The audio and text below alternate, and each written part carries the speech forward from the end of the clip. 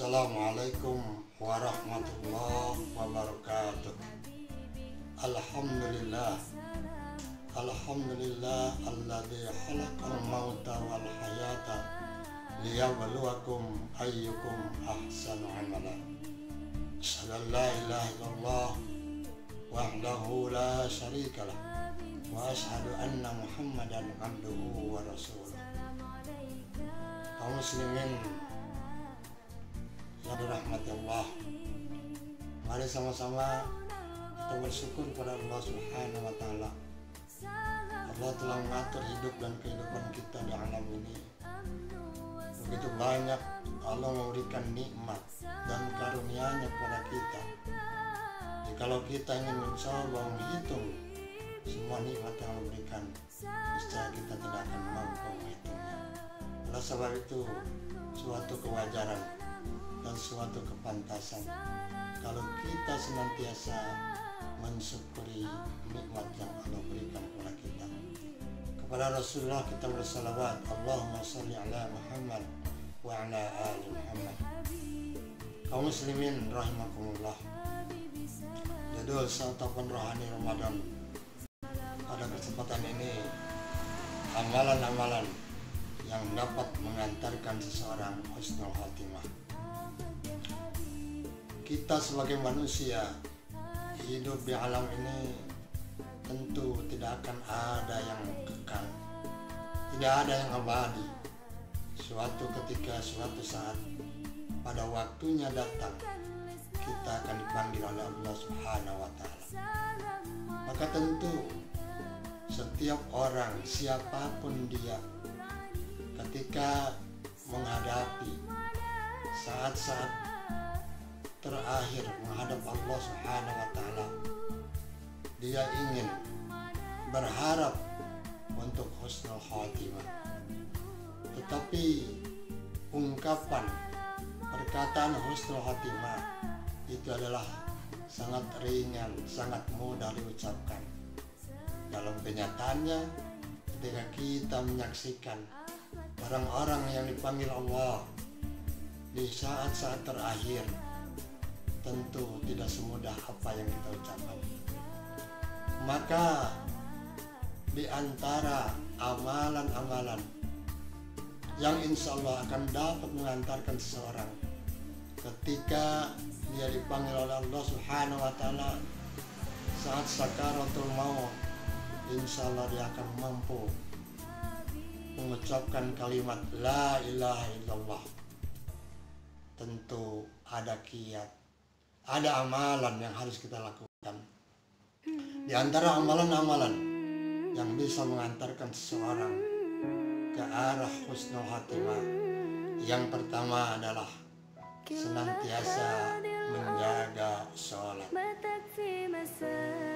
Sholat yang merupakan kewajiban kita sebagai seorang muslim. Allah wajibkan kepada umat Islam untuk melaksanakan sholat yang wajib sehari semalam 5 waktu 17 rakaat. Kalau kita mampu menjaga amalan sholat itu, maka insya Allah sholat akan mampu menjaga diri kita, akan mampu mengantarkan diri kita ketika kita dipanggil oleh Allah Subhanahu wa Ta'ala saat sakaratul maut. Karena sholat adalah tiang agama. Sholat adalah mampu mencegah perbuatan fasa dan munkar. Ketika kita mampu menjaga sholat 5 waktu dengan baik, kemudian kita senantiasa menyegerakan sholat, tidak melalaikan sholat, maka insya Allah amalan sholat itu akan memberikan dampak yang luar biasa bagi kita. Jangankan nanti di akhirat, jangankan nanti saat kematian, ketika kita hidup, orang yang senantiasa menjaga sholat, maka sholat itu mampu tanha anil fahsya'i wal munkar, mencegah perbuatan fasa dan munkar. Kemudian amalan yang kedua yang akan mampu mengantarkan seseorang husnul khatimah, senantiasa tilawatil Quran, senantiasa membiasakan membaca Al-Quran. Al-Quran adalah pedoman hidup. Apalagi kita sekarang berada dalam bulan Ramadan. Bulan Ramadan adalah Syahrul Quran, bulannya Al-Quran, di mana Al-Quran diturunkan pada bulan Ramadan. Ketika kita mendawamkan, merutinkan, membiasakan membaca Al-Quran, bukan hanya sekedar kita baca, bukan sekedar kita rutinkan tilawahnya, tetapi dituntut lebih jauh. Setelah kita membaca, kita mampu mengartikan, memahami, kemudian dituntut untuk mengamalkan. Rasulullah mengingatkan kepada kita, khairukum man ta'allama al-Quran wa 'allamahu. Sebaik-baik kamu adalah orang yang belajar Al-Quran dan mengamalkannya. Artinya Al-Quran yang kita baca, Al-Quran yang kita pelajari, Al-Quran yang kita tadarusi setiap malam, setiap saat, setiap kesempatan, khusus dalam bulan Ramadan, akan memberikan manfaat, memberikan faedah di dalam kehidupan kita.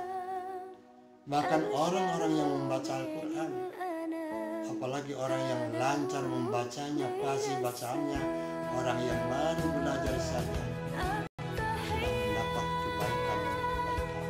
Satu huruf yang kita baca maka dinilai dengan 10 kebaikan. Artinya apa? Jika kita mendekatkan diri dengan Al-Quran, kita membaca Al-Quran, maka insya Allah akan mendapatkan faedah yang luar biasa. Karena mari sama-sama kesempatan bulan Ramadan ini kita luangkan waktu, bukan mencari sisa waktu, tetapi menyengaja meluangkan waktu untuk membaca. Amalan yang ketiga yang akan mengantarkan seseorang husnul khotimah, yaitu senantiasa infak atau sedekah. Mari sama-sama kita biasakan bersedekah, kita berinfak, sisihkan sebagian harta yang Allah berikan kepada kita, Allah titipkan kepada kita, kemudian kita infakkan di jalan Allah, kita sedekahkan di jalan Allah. Apakah dengan cara memberikannya ke masjid, kita membantu fakir miskin, kita menyantuni anak yatim, dan lain sebagainya. Banyak cara yang bisa kita lakukan dalam rangka menderma, berinfak, bersedekah, berbagi rezeki, kepedulian dengan orang lain. Rasulullah SAW mengingatkan kepada kita ketika kita bertetangga saja, kalau kita kebetulan diberikan rezeki yang lebih oleh Allah, kemudian ada tetangga kita sebelah, mungkin dia tidak mendapatkan rezeki seperti apa yang kita dapatkan. Ketika kita makan enak, kita makan serba ada, sementara tetangga mungkin dia tidak mendapatkan seperti apa yang kita dapatkan. Maka sebagai rasa peduli kita, Rasulullah ingatkan kepada kita, andaikan yang mau kita masak itu terbatas sedikit, kita mau nyajur, kata Rasulullah, idza tabata marokatan faaksir ma'aha wa ta'ahad jiranaka. Apabila kamu memasak sayur, maka perbanyaklah kuahnya, kemudian bagi tetangga. Artinya apa? Artinya begitu pedulinya Rasulullah, begitu diwajibkannya memperhatikan tetangga lingkungan kita. Ketika kita punya makanan walaupun sedikit, supaya kita bisa berbagi, berbanyak kuahnya. Artinya apa? Supaya bisa berbagi dengan orang lain. Kalau kita sedikit, maka mungkin untuk kita, tapi kalau diperbanyak kuahnya, paling tidak dia akan mendapatkan sekedar untuk mencicipi. Begitulah Islam luar biasa. Kemudian ketika kita tidur karena kekenyangan, tidur kita nyenyak, sementara tetangga kita dia justru sebaliknya, tidak bisa tidur, sulit tidur karena kelaparan, maka kita sebagai orang yang mendapat rezeki tidak peduli dengan orang lain. Rasulullah mencap kita, laisal mu'min man bata sabban wa jaruhu jayun. Bukanlah seorang muslim, bukanlah seorang mukmin ketika dia tidur nyenyak sementara tetangganya kelaparan. Kemudian amalan yang berikutnya adalah menjaga silaturahim. Silaturahim ini adalah perlu kita jaga, perlu kita pelihara. Apakah dengan tetangga, dengan kerabat kita, dengan orang tua kita, perlu kita rawat. Kenapa? Salah satu yang dapat memasukkan seseorang ke dalam surga adalah silaturahim. Rasulullah SAW bersabda,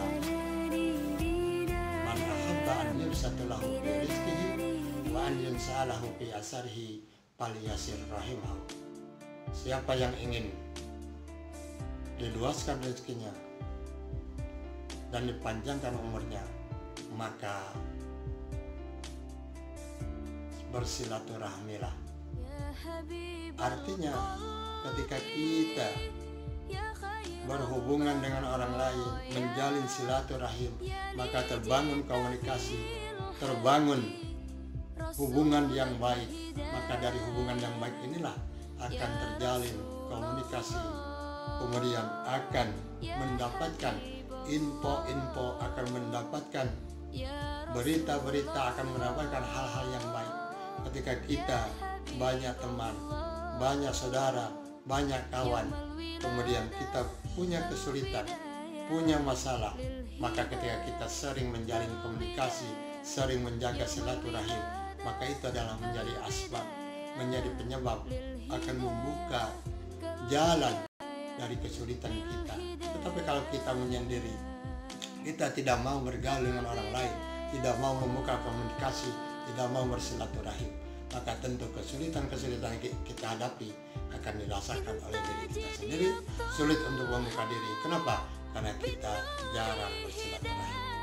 Oleh sebab itu, kalau kita mampu saja menjaga amalan-amalan ini, sholat 5 waktu kita jaga, tilawah Al-Quran kita biasakan, infak kita jaga, kita biasakan, kemudian silaturahim kita biasakan, maka insya Allah ketika kita dipanggil oleh Allah saat sakaratul maut, insya Allah ini akan memudahkan kita untuk mengucapkan la ilaha illallah. Kenapa? Karena amalan-amalan inilah yang akan memudahkan seseorang mengucapkan kalimat la ilaha illallah di akhir hayatnya. Kenapa? Karena ini pernah terjadi, pernah diteliti oleh seorang karyawan yang dia bekerja di rumah sakit. Dia senantiasa pekerjaan beliau, aktivitas beliau adalah datang dari satu kamar ke kamar yang lain. Ketika ada yang sakit, dia datangi, dia hampiri, kemudian dia nasihati, dia ingatkan bahwa ini adalah musibah, ini adalah cobaan Allah. Tetangga, kemudian keluarganya diingatkan supaya sabar. Maka itulah kerjaan beliau, dari setiap kesempatan, setiap hari dari kamar ke kamar lain, dia ingatkan supaya sabar dan tabah. Maka beliau mencoba, setiap ada orang yang meninggal di rumah sakit, beliau yang mengantarkan sampai ucapan terakhir. Dari pengalaman beliau mencoba setiap ada orang yang sakaratul maut, beliau lepas sampai akhir hayatnya. Kemudian beliau mencoba melihat setiap orang yang mengucapkan la ilaha illallah, dia hitung. Kemudian ada orang yang sulit, ada orang yang tidak bisa sama sekali, sampai dia coba menghitung sampai 1000 orang. Dari 1000 orang yang dia lepas di saat kematiannya, tidak sampai 10% yang sanggup mengucapkan la ilaha illallah di akhir hayatnya. Hanya berjumlah 70 orang saja. Dari 1000 orang 70 orang, berarti hanya 7% saja yang mampu mengucapkan di akhir hayatnya la ilaha illallah. Setelah itu beliau datang kepada keluarganya. Ternyata dia ingin tahu apa rahasia almarhum atau almarhumah mampu di akhir hayatnya mengucapkan la ilaha illallah.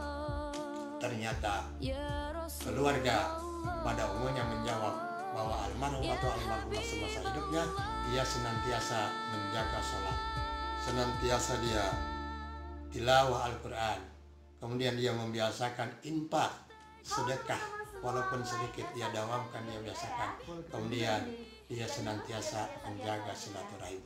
Itu di antara amalan-amalan yang akan mampu mendatangkan seseorang ketika dia sakaratul maut akan dimudahkan oleh Allah Subhanahu wa Ta'ala. Mudah-mudahan kita mampu mencontoh, meneladani amalan-amalan ini untuk diamalkan dalam kehidupan kita, dan kita berdoa kepada Allah saat-saat sakaratul maut datang menimpa kita, kita diberikan kemudahan dan kita berdoa kepada Allah kita mampu husnul khatimah. Amin ya rabbal alamin.